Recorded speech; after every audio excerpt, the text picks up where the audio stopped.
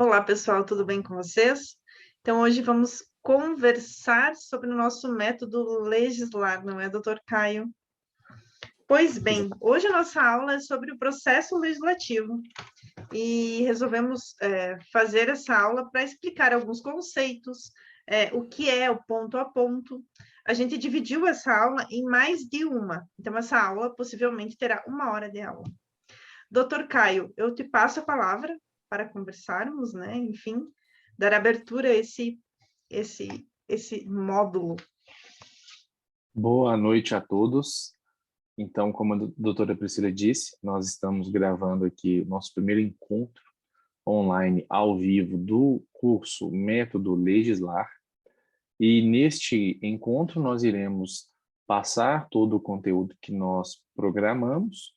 Dentro da nossa programação, então, teremos 1 hora, no máximo, de conversa por hoje entre eu e a doutora Priscila, e ao final nós vamos abrir alguns minutos para conversarmos com os alunos que estiverem assistindo, lembrando que cada aluno deste curso depois terá direito a 1 hora de consultoria individual entre nós e especificamente o aluno, mesmo que no município dele tenha mais de um inscrito. Tá bom, pessoal? Então, nós vamos dar prosseguimento aqui. Queria dar boa noite, boas-vindas aos que já estão nos assistindo ao vivo e também boa noite, boas-vindas, bom dia ou boa tarde àqueles que ainda nos assistirão. Doutora Priscila, eu devolvo a palavra para a senhora. Seu microfone está... É um prazer enorme estar aqui com vocês. Esse curso foi pensado com o maior carinho, tendo em vista a dificuldade que eu vi diversas vezes e ouvi, tanto dos assessores jurídicos como dos vereadores mesmo, né? Tanto dos servidores como dos vereadores. Eu senti uma dificuldade nos conceitos e senti a dificuldade do doutor Caio de como funciona esse mundo que é a Câmara Municipal. Antes de adentrar na matéria em si, eu quero conversar um pouquinho sobre a importância que tem a Câmara de Vereadores. Porque, sim, no começo eu posso dizer para vocês que eu achava que não faziam nada. Por quê? Porque na minha concepção não tinha o que fazer. Tudo era o prefeito que fazia. Mas aí eu fui estudar como que eu ia atuar nesse novo cargo, né? Porque eu trabalhava no judiciário. Então, eu via processo, então eu via alguma coisa acontecer, entre aspas, né? Que a gente sabe hoje que não é bem assim. Mas quando eu entrei na Câmara Municipal, eu pensei, bom, não tem nada para fazer aqui, porque o vereador não faz nada, né? Então a gente está aqui representando um papel numa sociedade que eu não sei o que eu estou, né? E te confesso, doutor Caio, que muitas vezes eu me sentia inútil. E me sentia inútil mesmo, porque eu dizia assim, poxa, eu estou aqui só para ganhar dinheiro? Né? Então, mas qual que é o papel? O que eu estou fazendo? O que eles fazem? E eu fui estudar. Hoje eu sei que a Câmara Municipal e os vereadores representam um papel muito importante na sociedade. Mas, muitas vezes, os vereadores não têm noção da importância que eles representam, né? É claro que fica tanto burocrático, e quando a gente fala em poderes, né? Poderes independentes e harmônicos como nós gostaríamos que fosse. E a gente sabe que existem... Hoje eu estou vendo, não sei, doutor Caio, pode me interromper, né, quando quiser. Hoje estamos vendo duas novas políticas. Uma política nova, que representa de fato o povo, que está ali mostrando na rede social o que está acontecendo, e uma política velha, que é aquela política de corrupção, do jeitinho brasileiro, o jeitinho, né? Não vou colocar brasileiro ali, porque senão fica muito ruim, né? Porque a gente é brasileiro.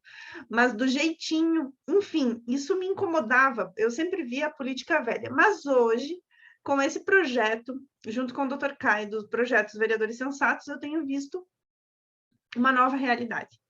E isso tem me animado muito, tanto é que o projeto está se desenvolvendo. E foi por isso que nós pensamos nesse curso. O curso foi selecionado para... Não foi muitas pessoas, de início, né? Não há um lançamento oficial, é um início, né? Justamente para mostrar para vocês os conceitos, né? O que é cada coisa dentro da Câmara Municipal. Enfim, eu quero trazer para vocês um pouquinho da história da Câmara Municipal e trazer a questão do Brasil Colônia, que eu achei bem interessante. Eu sei que é um pouco maçante, é ruim, é cansativo, e tem gente que não gosta de história. Pode colocar o som, doutor, tá sem som. Não, não é ruim, não é maçante, é muito interessante, inclusive, para o vereador saber de onde veio a instituição na qual ele trabalha. Conte, por favor. Eu Veio vou antes ler da um prefeitura, pedacinho. né, doutora? Exatamente. Olha só, eu vou falar um pouquinho do Brasil Império.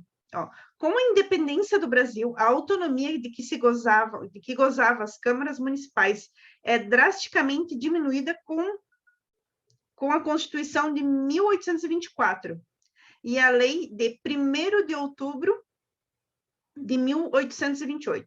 A duração da legislatura é fixada em 4 anos e o vereador mais votado assumia a presidência da Câmara, visto que, até então, não havia figura do prefeito, olha bem, a não ser pela presente do alcaide, que é o equivale ao prefeito com poderes menores.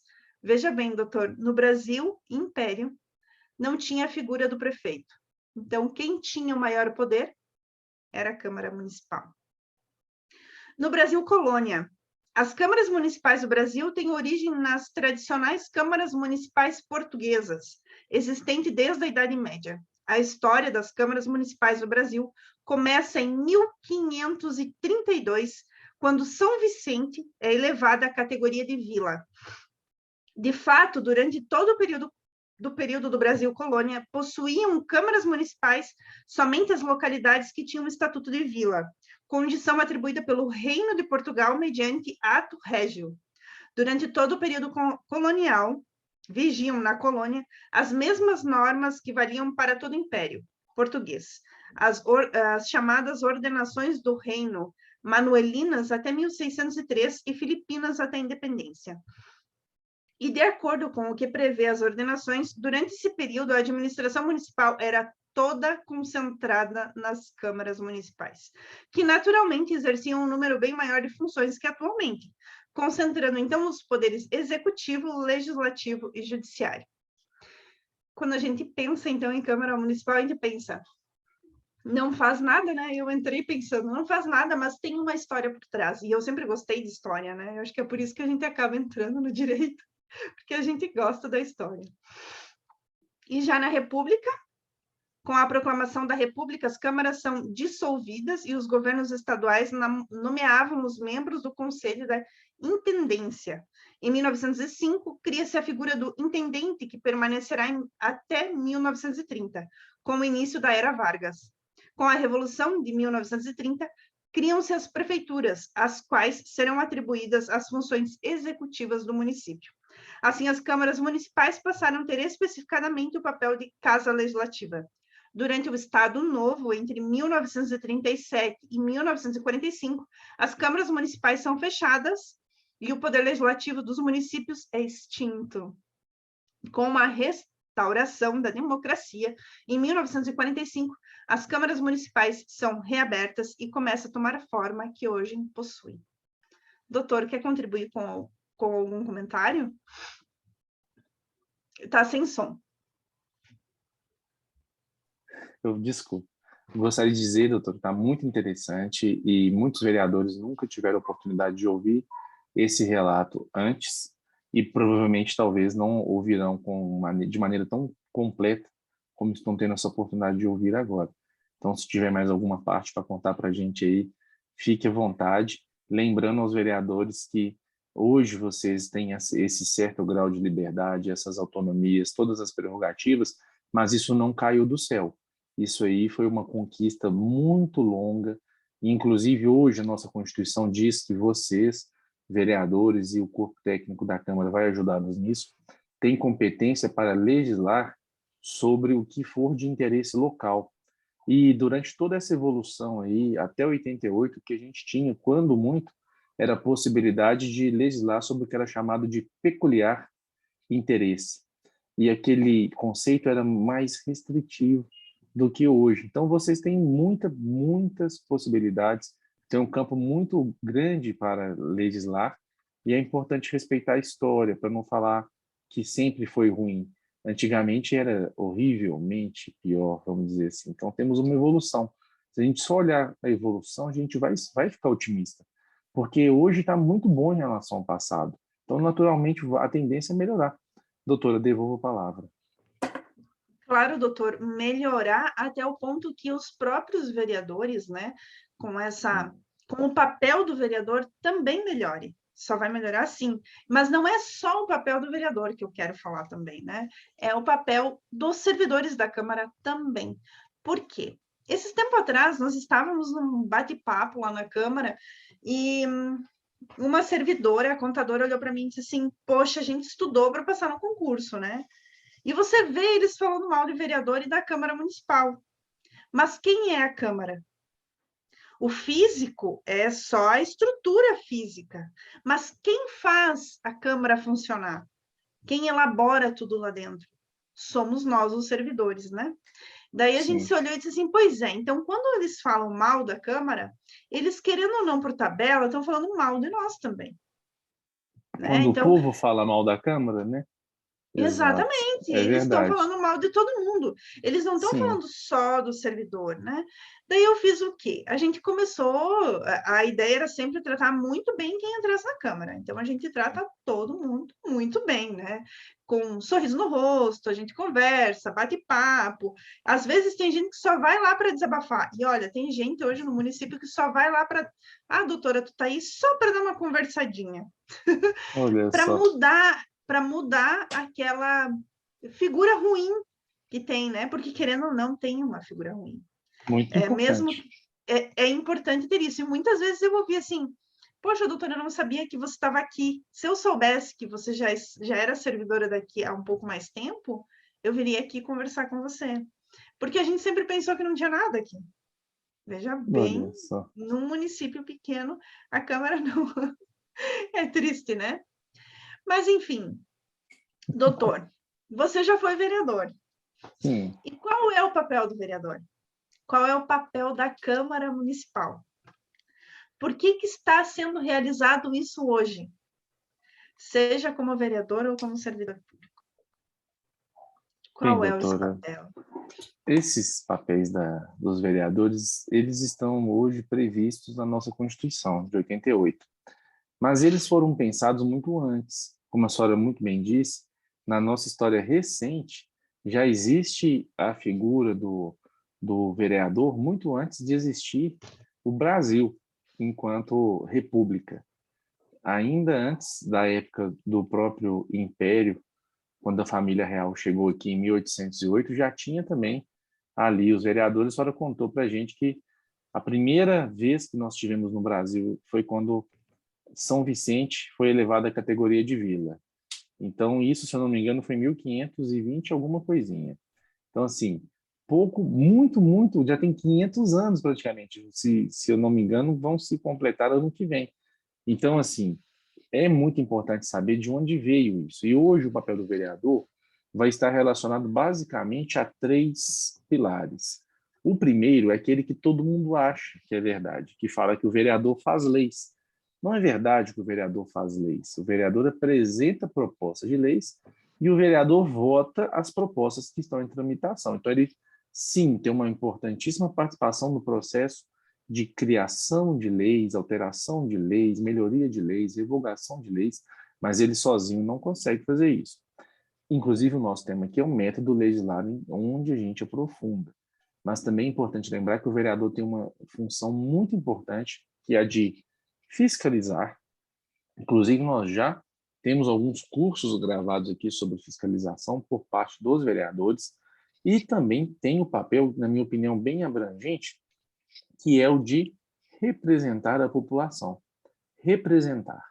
Então, esses três, na minha opinião, são os três principais papéis dos vereadores. E para que eles possam desempenhá-los de maneira segura, de maneira, vamos dizer assim, protegida, existem prerrogativas, que isso também é tema de um outro curso nosso, mas uma curiosidade, por exemplo, artigo 29, inciso 8º.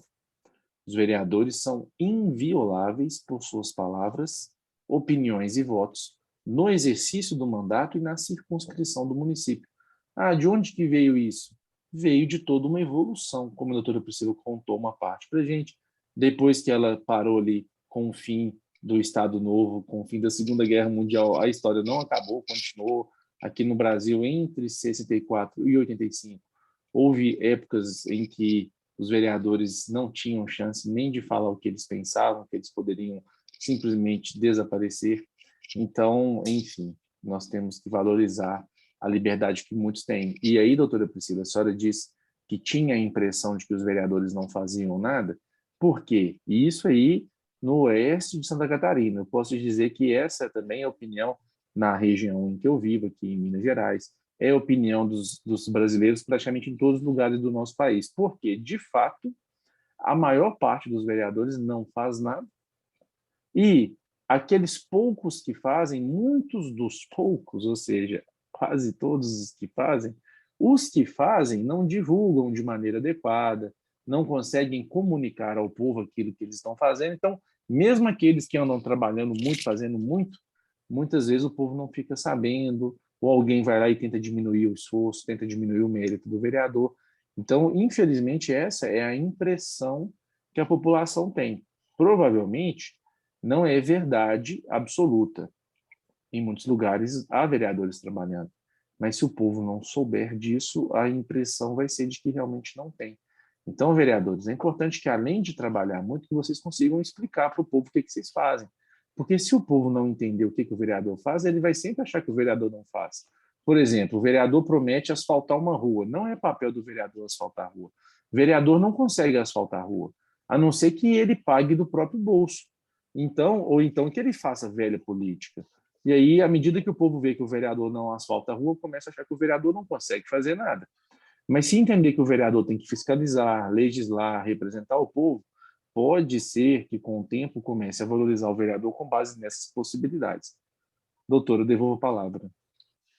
Doutor, é bem interessante e bem pertinente essa questão do representar, né? Agora eu finalizo de fato as minhas palavras e vamos para a aula, né? Mas uma das funções mais importantes, eu acho, é essa questão de representar. Veja bem, o Brasil, como entidade da União, um ente federado, o Estado, são conceitos abstratos. A vida funciona no município. Quem está em contato com a população, quem está em contato com a vizinhança, quem está na rua, é o vereador. Então, veja bem, o Estado é abstrato, a União é abstrata. O que funciona no Brasil é o município, querendo ou não. E o que funciona mais é o vereador que está em cada município, que está em contato com todo mundo. A gente sabe que tem prefeitos que fazem essa função, que estão na rua, que conversam com todo mundo, que o meu prefeito faz isso. Mas eu sei que tem vereadores que fazem. E isso é importante, o representar. Então, a função do vereador é representar a população que o elegeu e vou muito além. Representa a cidade. Já não interessa mais quantos votos fez. Se ele for suplente e assumir uma cadeira de vereador, não interessa se ele fez 80, 90 ou 100 votos. Ele está ali representando uma sociedade. E essa sociedade é a cidade dele. Então, uma das funções e um dos poderes mais interessantes e mais importantes é o representar. E eu finalizo com isso, e daí eu posso partir para a aula.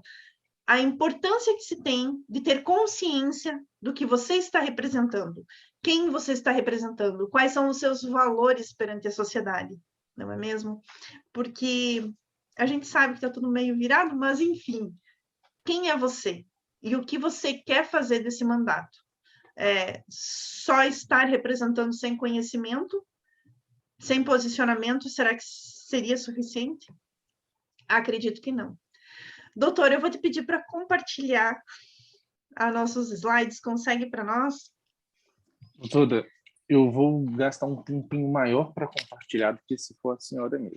A senhora prefere que eu... Deixa eu ver se... Não, tente localizar no da senhora.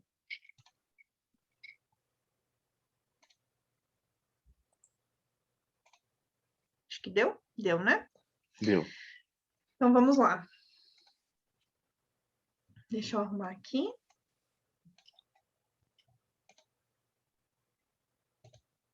A Luciana está presente, então, depois no finalzinho, a gente abre para conversar.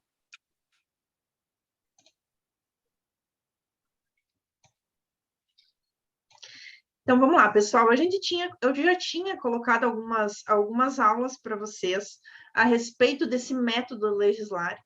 E não sei se viram, mas eu recomendo que vocês vejam a base para tentar entender um pouquinho a respeito. Eu sei que tem muita gente que já está no convívio, e muitas vezes é aquela história. Ah, mas eu sempre fiz assim. Mas será que você sempre fez assim, certo? Né? Enfim, é um questionamento. Mas vamos lá. Na aula da Lei Complementar 95, a gente falou sobre a estrutura de uma lei. E aqui eu trouxe um slide só para recordar vocês que as proposições, recordem, devem ser regidas em termos claros, objetivos e concisos. Não precisa ser muito longo, um projeto de lei também não precisa ser muito longo, um requerimento ou uma indicação também não precisa ser algo muito cheio de encher linguiça. Ninguém gosta. Exato. Pode falar, doutor. Doutora, o pessoal pediu aqui no chat, se a senhora puder ampliar, clicando nesse zoom. Ah, sim. Aqui. Ótimo. Tá certinho aí para vocês? Se eu tirar o E. Pode clicar aí, onde a senhora clicou antes, aí mesmo. Aí, então vamos lá. Espera carregar um pouquinho, deve estar carregando. Se não der, Pra aperta mim, F5, por favor. Talvez vai dar para certo. mim aqui funcionou. Para nós... Ah, já sei o que aconteceu. Quando a senhora compartilhou só a apresentação do PowerPoint. Tenta compartilhar toda a sua tela. A senhora vai ter que descompartilhar e compartilhar de novo, fazendo favor. Isso. Agora a senhora compartilha de novo e escolha a opção compartilhar tudo. Vai ter alguma opção assim. A primeira, provavelmente. Ao invés da senhora selecionar só o arquivo de PowerPoint. Se virar também, consegue ver. Colocar em formato retrato. Agora. Ótimo. Agora a senhora aperta no zoom igual a senhora fez antes. Mas a Luciana deu a dica, né? Não. Lu, deu certo? Ela sugeriu de virar o telefone. Não, na verdade, virar o telefone em formato de retrato aparece a visibilidade melhor. Ah, tá. Eu tô no computador, então eu não vou conseguir virar. Mas então, doutora, clica só em zoom do lado direito, fazendo favor. Tá dando 72%. Tenta... Isso, ótimo, perfeito. Não, mas eu acho que agora eu consigo fazer ampliar a tela. Ah, então aperta F5. Então, vamos lá. Faz um doutor, teste. Será que deu? Não. Deu, né? Não deu. Gente, eu vou pausar a gravação só um minutinho, espera aí. Ah, então... Foi tudo certo. Continuando. Então, tá. Então, a gente vai conversar um pouquinho sobre o processo legislativo. O doutor Caio, fique à vontade de conversar comigo a respeito. Mas vamos lá. Vocês sabem o que é legística? Legística é criação de leis. É uma ideia inicial sobre o nosso princípio da legalidade. O Estado democrático de direito, o Estado de direito, faz as leis e se cumpre. É por isso que é um Estado democrático de direito, não é mesmo? E nesse Estado democrático de direito, a gente vai conversar sobre o processo legislativo, né? O processo legislativo é um conjunto, então, ordenados de atos. É aqueles atos de iniciativa, emenda, votação, sanção e veto. A questão do veto sempre tem dúvida, né? Mas a gente vai conversar sobre ele. Ele é realizado, então, o processo legislativo é realizado pelos órgãos do Poder Legislativo, dos órgãos legislativos, visando, então, a formação das leis ordinárias, complementares, as resoluções e os decretos legislativos. No processo evolutivo da sociedade, o Estado passou a deter o poder de editar as leis, e também a se submeter a elas. E é por isso que, no âmbito municipal, o processo legislativo é a expressão máxima. Sem tal prerrogativa, sem o processo legislativo, não seria possível discorrer sobre o município como um ente federado autônomo. Ou seja, a Constituição, ao distribuir os entes, né, ela deu essa competência, então, né, ela atribuiu essa competência ao município, como um ente federado. Então, como o doutor Caio conversou com nós antes, o município, ele pode legislar nas causas de interesse local. E como eu trouxe antes, né, o município é onde tudo ocorre, não é mesmo? É onde tudo acontece. É o nosso ente verdadeiro, quase. Mas, enfim, eu quero conversar, então, com vocês e trazer alguns aspectos do que os tribunais já entenderam a respeito, então, do processo legislativo. O STF já se manifestou a respeito do processo legislativo e disse que a não realização do devido processo legislativo gera inconstitucionalidade da lei, do que dele resultar. Doutor, quer trazer alguma coisa? Só contar o exemplo de aquela situação em que uma comissão que deveria ter participado, dado um parecer sobre determinado assunto, e em que ela foi desrespeitada pela presidência da Câmara, que colocou o projeto para votação sem que essa comissão desse seu parecer. Nesses casos, o que foi votado não tem validade porque o devido processo legislativo não foi respeitado. Então, isso é válido, não é só quando é comissão de legislação, não, viu, gente? Qualquer comissão que tivesse que ter tratado daquele assunto e foi pulada, vamos dizer assim, foi saltada, desrespeitada, então o processo é nulo, ele deve ser anulado devido a essa falta de respeito ao devido processo legislativo. Só isso eu queria dizer, doutor. É bem isso, doutor. Eu vou trazer esse pedacinho, esse julgado Sim. logo a mais, mas aqui eu quero trazer para vocês que mais um julgado que eu trouxe, que cabe ao judiciário, então, afirmar o devido processo legislativo, né, declarando a inconstitucionalidade dos atos normativos que desrespeitem os trâmites de aprovação prevista na carta, que na carta ele diz aqui que é a Constituição Federal. Veja bem, o STF já se manifestou, então, que é devido. Doutor, vem em mente algum exemplo de quando não se respeita, então, esse processo legislativo? Aquele projeto que entra correndo tudo na Câmara é aprovado ou não aprovado, não passou pelos prazos que tem para passar? Tem algum exemplo? Lembra de alguma coisa? Olha, doutora, de caso concreto, nesse momento não me lembro, mas eu me lembro de ter conversado com vários vereadores sobre isso e, inclusive, a gente já viu questões assim quando as comissões não tiveram todo o tempo que o regimento assegura para que elas deem o parecer. Ou também esses regimes de urgência em que chegam e os presidentes começam a atropelar tudo, apesar de que vai ser um assunto específico nosso, né? Mas, assim, a gente vê problemas em todas as etapas. Eu sei te contar um caso de um aluno nosso, do sertão de Pernambuco, que ele teve um projeto dele que arquivado antes mesmo de ter sido colocado na pauta da sessão, sabe?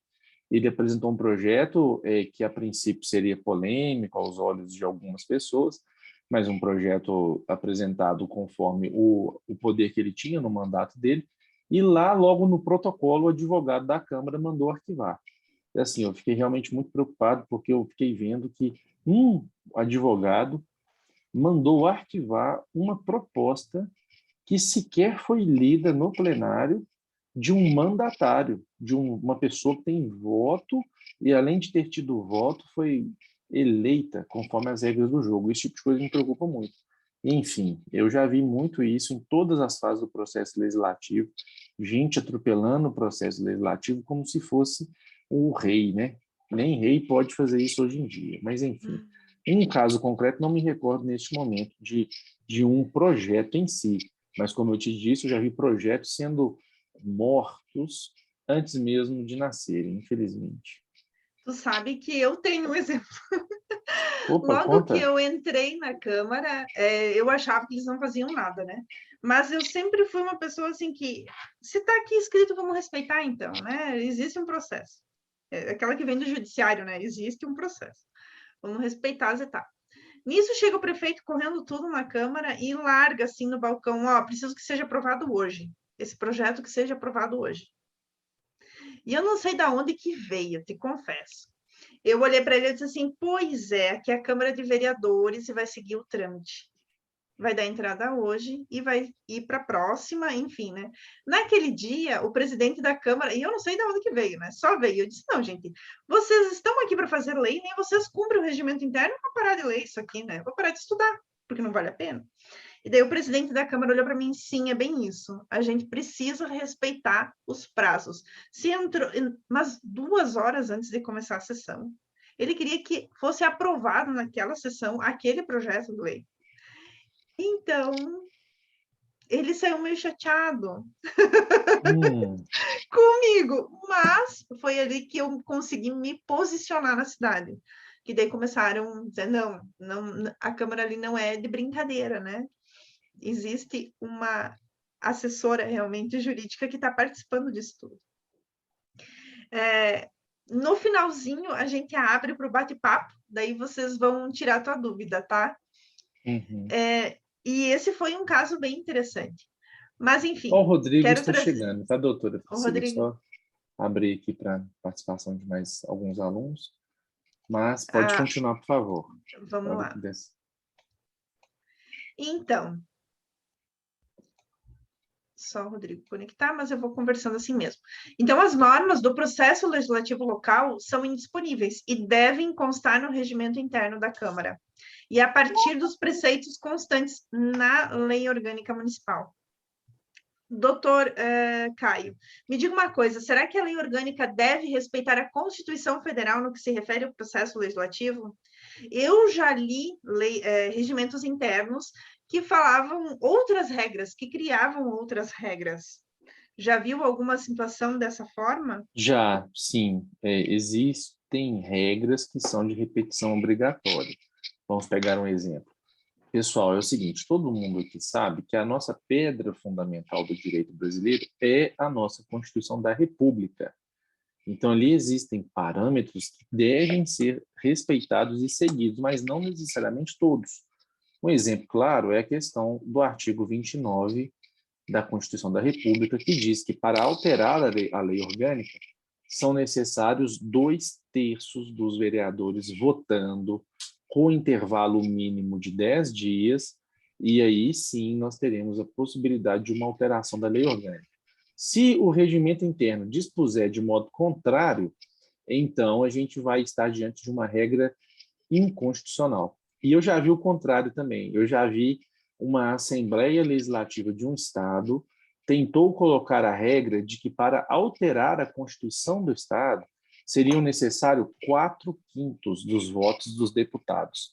4/5, para quem gosta de matemática, é mais difícil de obter do que 2/3.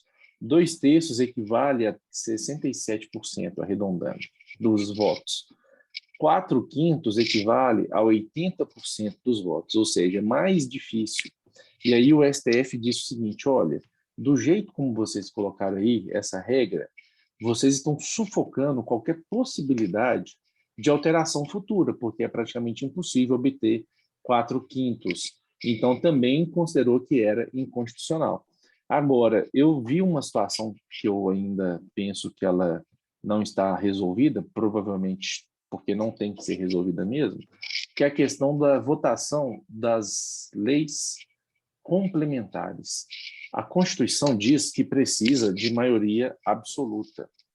Por outro lado, a maioria absoluta, para quem está acompanhando aqui, basicamente é a maioria dos existentes. Se você não olha quantos estão presentes, você olha os que existem. E há regimentos e leis orgânicas municipais que dizem que precisa apenas da maioria simples. E já conversei com alguns estudiosos do assunto e muitos entendem que não é uma regra de repetição obrigatória.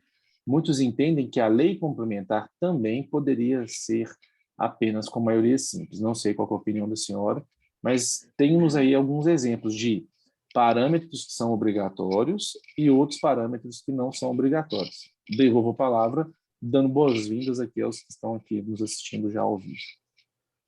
Então, nessa questão, se a lei orgânica deve ou não respeitar a Constituição Federal no que se refere ao processo, o STF definiu, conforme vocês estão vendo, e vocês vão receber esse material, que as regras do processo legislativo federal se aplicam ao processo legislativo estadual e municipal. de forma que a Constituição Federal, a Constituição Estadual, desculpa, e a Lei Orgânica Municipal sejam simétricas à Constituição Federal. Logo, o eixo central, o nosso eixo central é a Constituição Federal. Portanto, as constituições estaduais e leis orgânicas municipais devem se estruturar conforme a federal. Então, a gente tem uma estrutura já pronta. Então, isso é repetição obrigatória com a Constituição. Essa questão do processo legislativo. Doutor, mais algum tópico em relação a isso? E boas-vindas a quem entrou agora. Não, doutora, acredito que nós podemos avançar sim. E, Então, pessoal, vamos só uma questão deixar clara aqui é o seguinte: caso você tenha percebido que a sua lei orgânica e o seu regimento interno não estão adequados para a sua realidade, o que é muito provável, chama a gente no privado aí, a gente também pode oferecer o serviço de fazer a atualização interna do seu regimento, atualização do seu regimento interno e da sua lei orgânica. Lembrando que muitas leis orgânicas aí são dos anos 90, do começo dos anos 90, foram copiadas quase todas de uma só. Então, podemos avançar, doutora Priscila. É verdade. Mas, enfim, vamos lá. Então, como a gente viu, né, o processo legislativo municipal é um conjunto, então, ordenado de atos, que é iniciativa, discussão, votação, sanção, o veto, que eu sempre recebo perguntas sobre o veto, a promulgação e publicação. Eu encontrei alguns autores, vocês vão ver que é uma questão um pouco mais técnica, às vezes fica um pouco chato, confesso, mas é importante vocês saberem. O processo legislativo, então, alguns autores dividem o processo legislativo e o procedimento administrativo. O procedimento legislativo, como vocês estão vendo, é a iniciativa, instrução, deliberação, revisão e execução. No procedimento administrativo, então, seria a promulgação e publicação, que muitas vezes está lá com o prefeito, né? Que não é a Câmara de Vereadores que faz, em regra, mas existem exceções e nós vamos conversar a respeito disso. Então, o que é essa iniciativa? Doutor Caio, quando quiser, fica à vontade de falar. Os demais, levanta a mãozinha ali, que no final a gente vai conversar com vocês, tá? A iniciativa, então, é o poder dado a alguém para dar início ao processo legislativo. A pessoa que detém esse poder, ela é titular de iniciativa. Portanto, é a pessoa que pode dar início ao processo de determinado ato normativo sobre determinada matéria. Então, a gente se pergunta, né? Então, quem são os atores dessa... Os atores, né? Quem pode dar início ao trâmite legislativo? São os vereadores, o Poder Executivo, que é o prefeito, né? E a iniciativa popular. E ainda tem a Constituição Federal, e esse é o mais polêmico, né, doutor? Eu até coloquei a tese 971 do STF, porque a gente vê muita gente aí falando para nós que vereador não pode propor projeto de lei que crie despesa no município.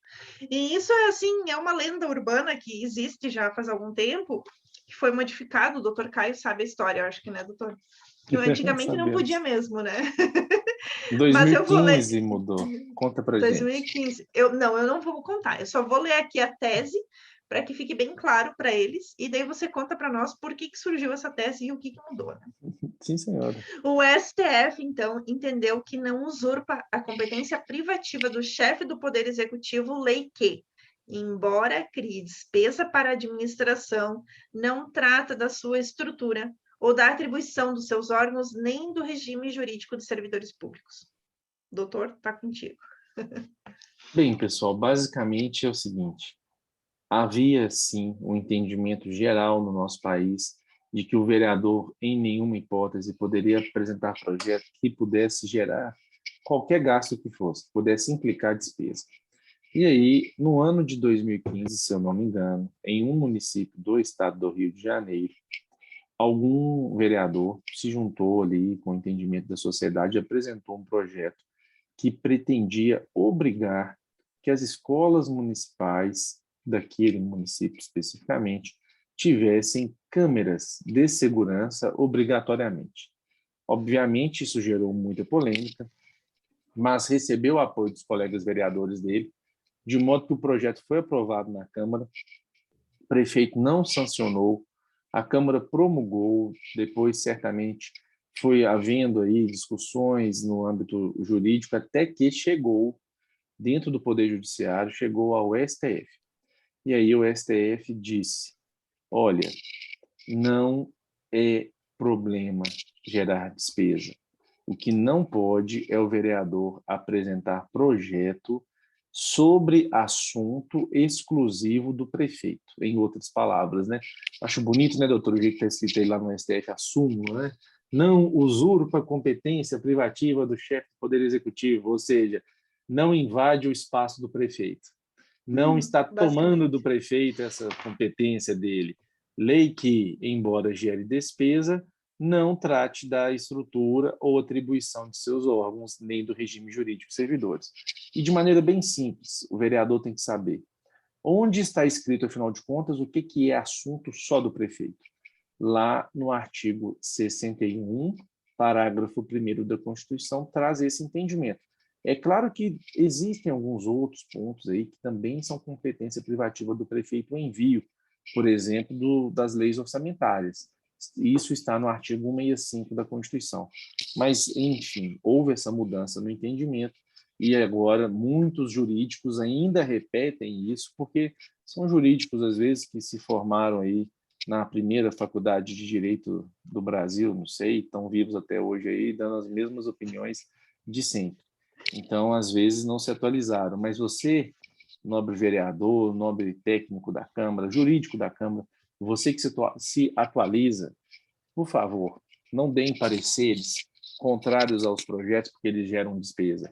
Vocês podem dar pareceres aos projetos porque eles geram despesa não amparada na LDO e no PPA. Aí eu acabei de te dar uma dica aí para você continuar sendo terrível às vezes, mas você precisa fundamentar de maneira diferente. Devolvo a palavra, doutora Priscila. Sabe, doutor, que essa semana, não, semana passada, eu vou trazer um caso para vocês para não ficar tão chato.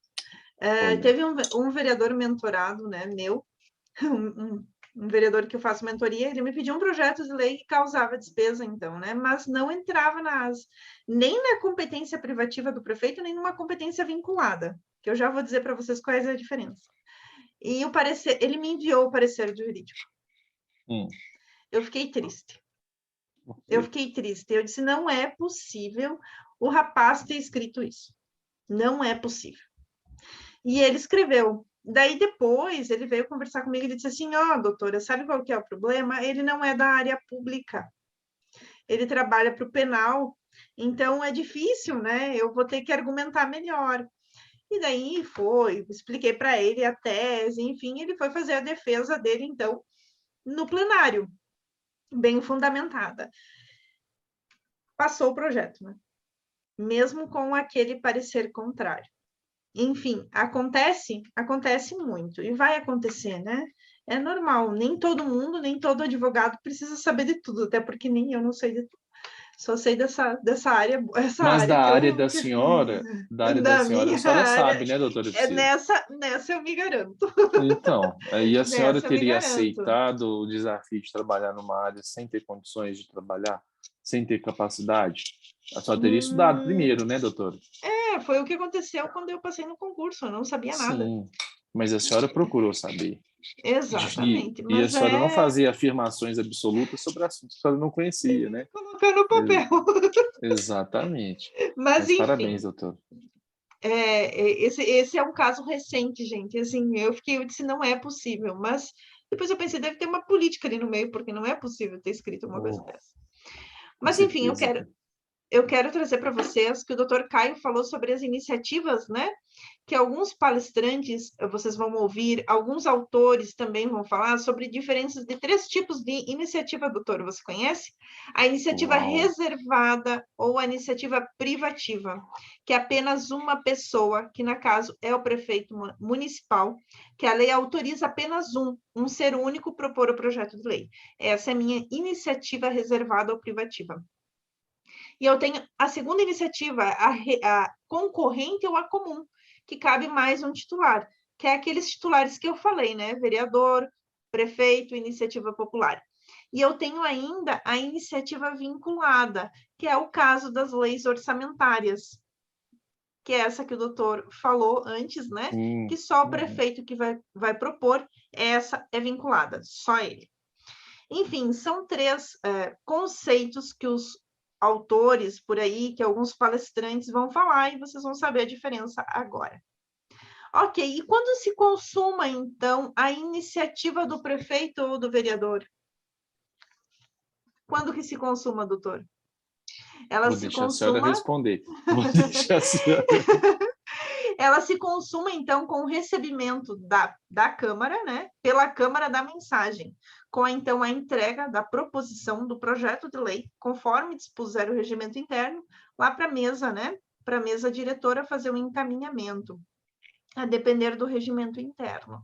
Como que funciona? O Rodrigo está aqui, então ele vai saber como que funciona, porque dá entrada no projeto, vai leitura em plenário, e assim vai passar para as comissões, né? Vai ser a escolha lá, então, pelo presidente da comissão de quem vai ser o relator, existe um estudo por trás, tem um prazo, enfim. Ali se consumou, então, a iniciativa do prefeito ou de quem propôs o projeto de lei.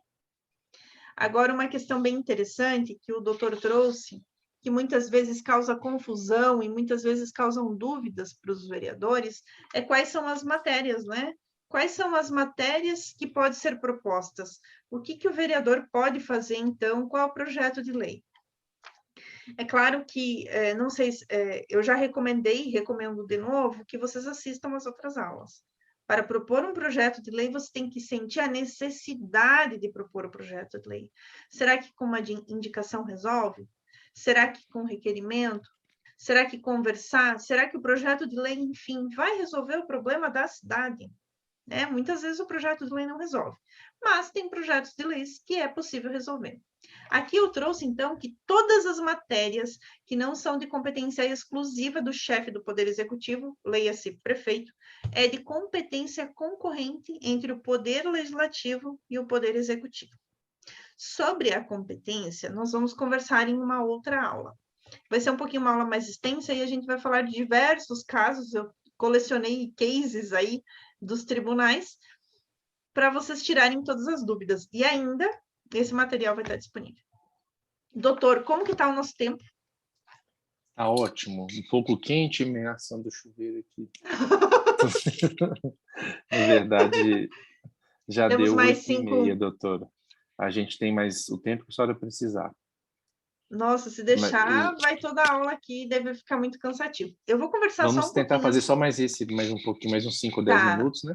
Nós Então teremos pode mais ser. encontros, viu, pessoal? Toda segunda, enquanto a gente... Vão ser 6 encontros, né, doutora Priscila? Isso aí. Contando com bônus. Diga Vamos mais. fazer assim, ó. Eu vou falar sobre a pauta, e daí a gente abre para conversar, para responder os questionamentos da Luciana, para o Rodrigo também aparecer e a gente conversar e se apresentar, pode ser?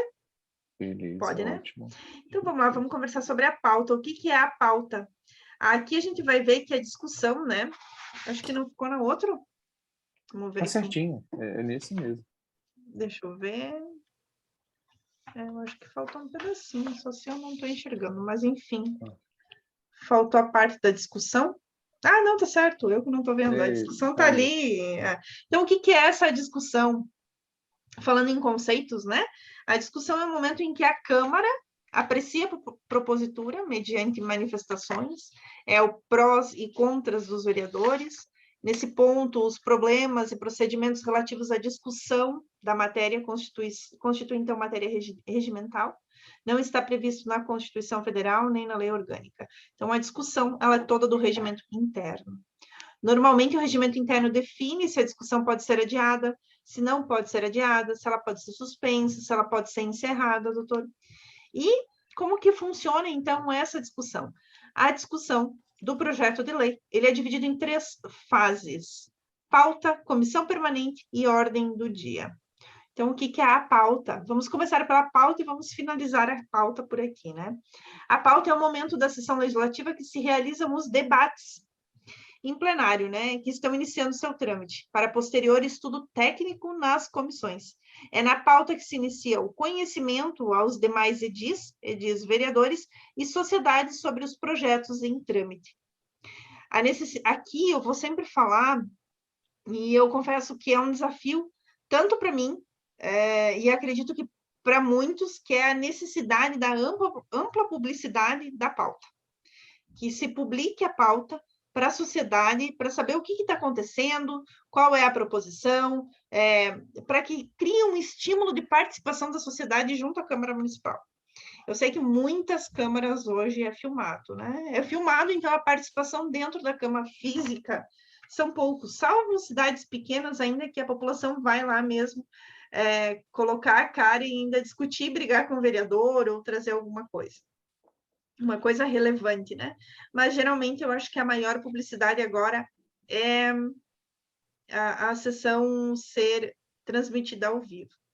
Mas a pauta, como eu disse, para mim é um desafio, e eu acredito que vai demorar um pouco para instituir isso, essa ampla publicidade. O que é essa ampla publicidade?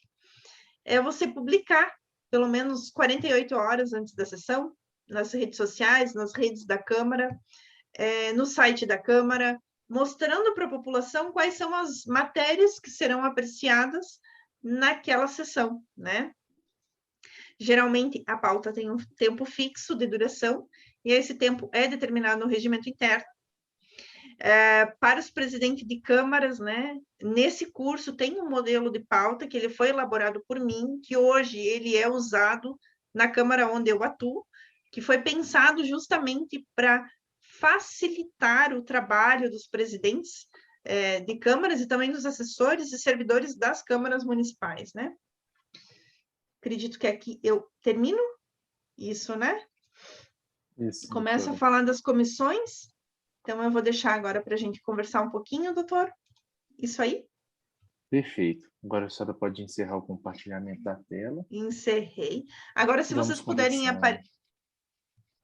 Tu quer tirar a gravação? Vamos deixar a gravação igual? Será que eles vão se sentir à vontade? Vamos ouvi-los, né? O que eles têm a dizer? Vamos. Vamos fazer o Olá, seguinte. Rodrigo. Para eles ficarem mais à vontade, a gente vai tirar a Oi, Caio. gravação agora. Tudo bem, Rodrigo? Tudo bem, Luciana? Certo. Gente, a gente não vai gravar agora para vocês poderem soltar todas as ideias agora de maneira confortável. Solte o verbo aí. Para quem acompanhou, obrigado e boa noite. E agora vamos ouvir aqui os colegas. Até logo, gente. Quem quiser participar desse momento, é só inscrever nos cursos.